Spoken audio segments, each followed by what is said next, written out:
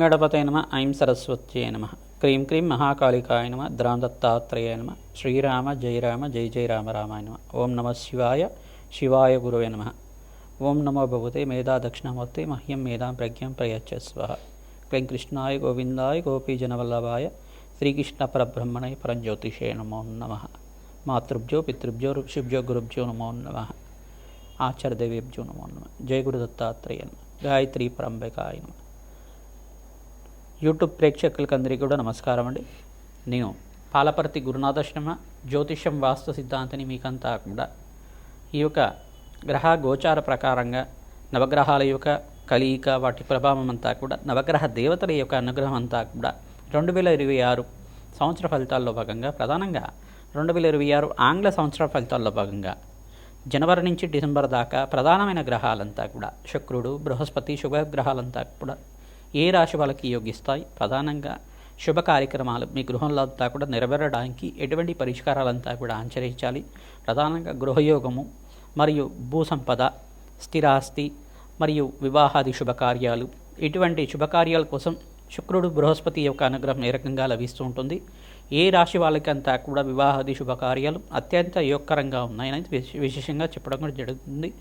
ప్రధానంగా సంపూర్ణ విశ్లేషణ అంతా కూడా ఈ యొక్క గ్రహ గోచార ప్రకారంగా అంతా కూడా విశ్లేషణ చేయడం జరుగుతుంది. బృహస్పతి యొక్క అనుగ్రహం, శుక్రుడి యొక్క అనుగ్రహం, వివిధ గ్రహాల యొక్క స్థితిగతి ప్రభావం అంతా కూడా సంయోగం అంతా కూడా ఏ రకంగా వివిధ రాశుల వాళ్ళకి ఇవ్వబోతున్నాయని విశ్లేషణ చేయడం జరుగుతుంది. ప్రధానంగా చూసుకుంటే శనీశ్వరుడు అంతా కూడా మీనరాశులు సంచారం చేస్తున్నారు.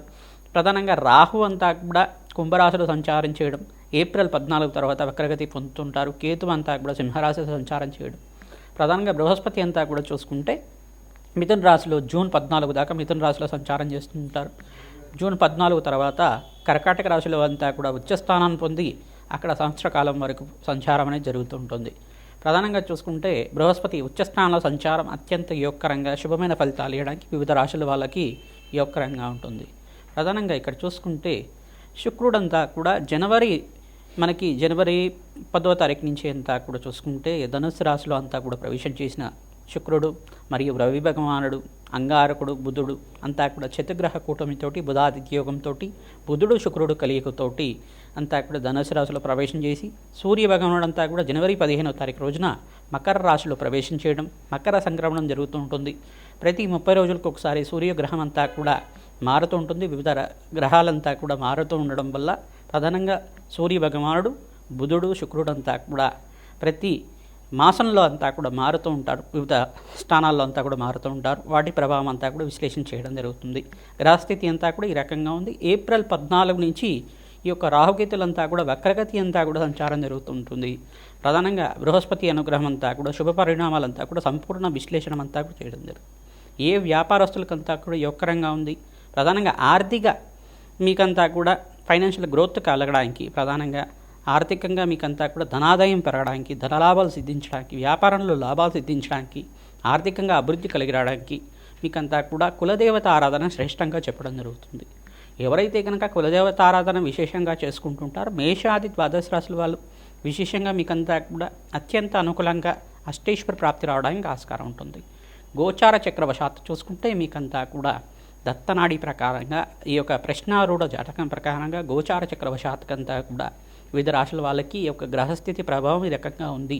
దానికి పరిహారం చేసుకుంటే ఇంకా యోగకరంగా మీకు సంపూర్ణమైన అనుగ్రహం అంతా కూడా లభిస్తుంది. జగన్మాత అనుగ్రహం వల్ల, ఆ మహాశక్తి అనుగ్రహం వల్ల మీకంతా కూడా అత్యంత అనుకూలంగా ఈ యొక్క అష్టేశ్వర ప్రాప్తి, ధనలాభాలు, అదృష్ట యోగాలు సిద్ధించడానికి ఆస్కారం ఉంటుంది. మీ గృహంలో అంతా కూడా వివాహాది శుభకార్యాలు జరగడానికి ఆస్కారం ఉంటుంది. విశ్లేషణ అంతా కూడా పరిష్కారం ఆఖరిలో చెప్తాము.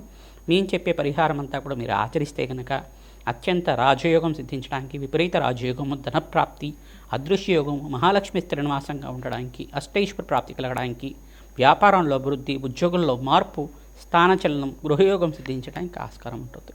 సింహరాశి జాతకులకి 2026 ఆంగ్ల సంవత్సర ఫలితాల్లో భాగంగా బృహస్పతి శుక్రుడి అనుగ్రహం వల్ల వివాహాది శుభకార్యాలు జరగడానికి ఆస్కారం ఉంటుంది.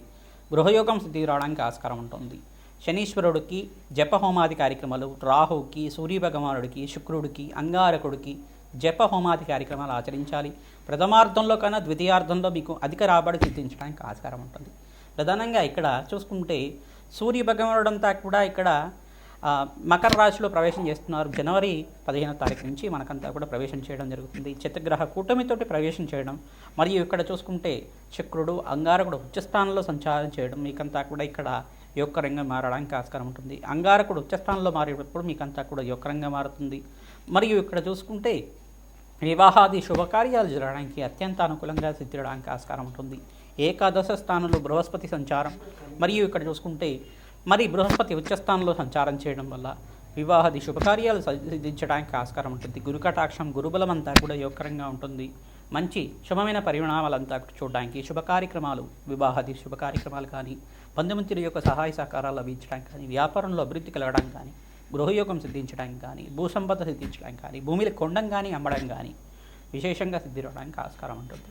స్థిరాస్తి కోసం ప్రయత్నం చేసుకునే వాళ్ళకి స్థిరాస్తి అంతా కూడా సిద్ధించడానికి ఆస్కారం ఉంటుంది. ఆకస్మిక ధనలాభం ధనయోగం సిద్ధి రావడానికి లక్ష్మీ కుబేర శాంతి హోమాది కార్యక్రమాలు, బకలామకి శాంతి హోమాది కార్యక్రమాలు, ప్రత్యంగరాదేవి శాంతి హోమాది కార్యక్రమాలు ఆచరించాలి. శత్రుబాధల నుంచి బయటపడడానికి ఆస్కారం ఉంటుంది.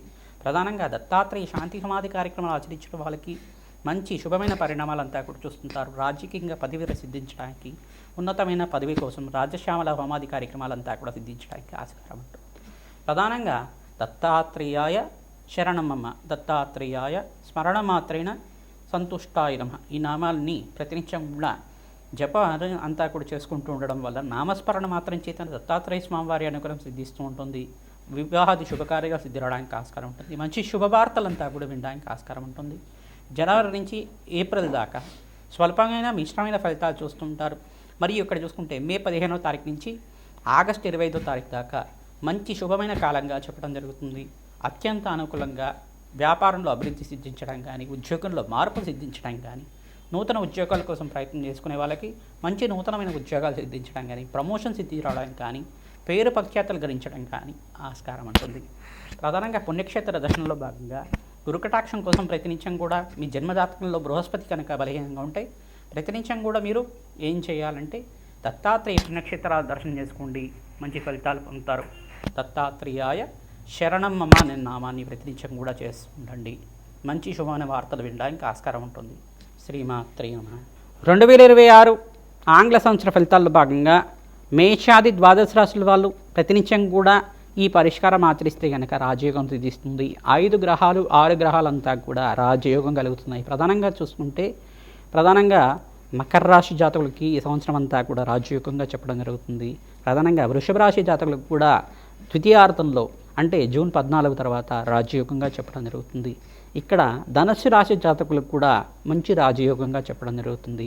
కుంభరాశి జాతకులకు కూడా మంచి రాజయోగం, విపరీత రాజయోగం అంతా కూడా ఈ సంవత్సరం అంతా కూడా సిద్ధించడానికి ఆస్కారం ఉంటుంది.